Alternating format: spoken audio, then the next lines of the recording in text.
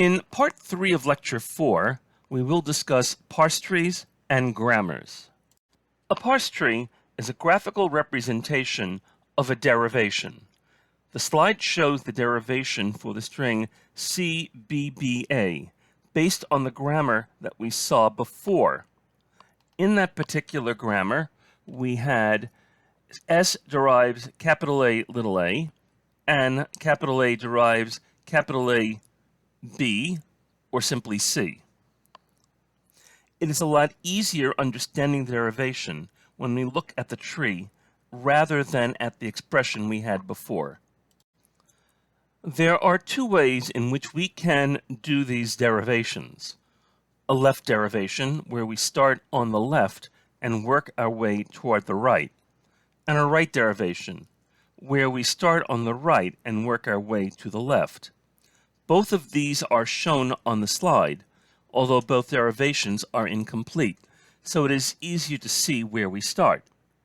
Left derivations are used in top-down parsing, and right derivations are used in bottom-up parsing.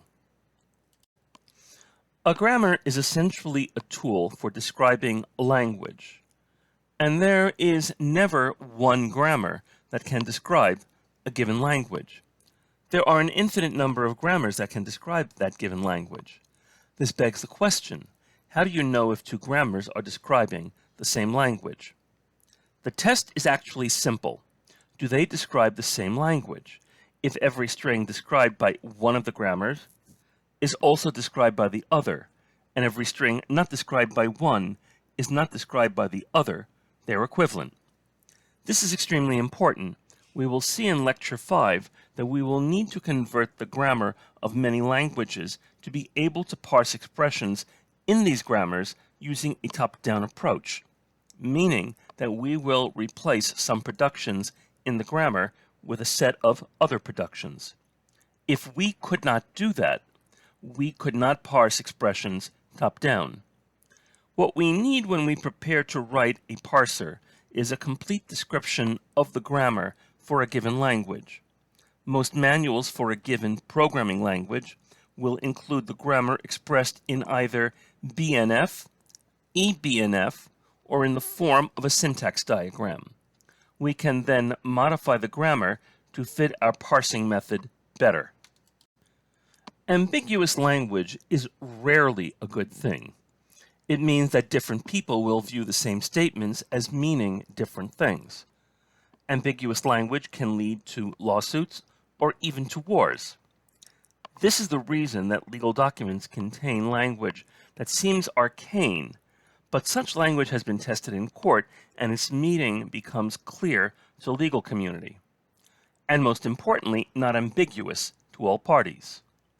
For the same reason, the peace treaty that Israel and Egypt signed in 1979 clearly states that any disagreement about the meaning of the treaty is to be based on the English language version.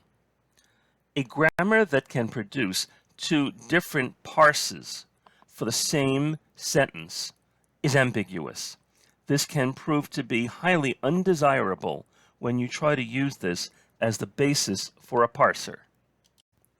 Let's look at an example.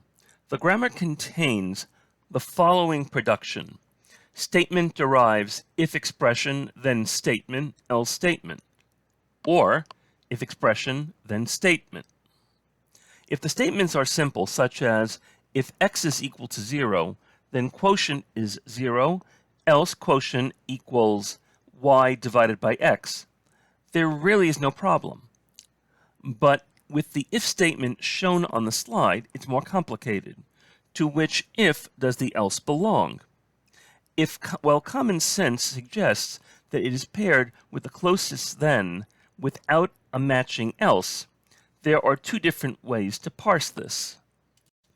Both of the parse trees shown here could be correct, and this makes it difficult to assume that the parser will handle it correctly given this particular production. We will need to rewrite this to remove the ambiguity.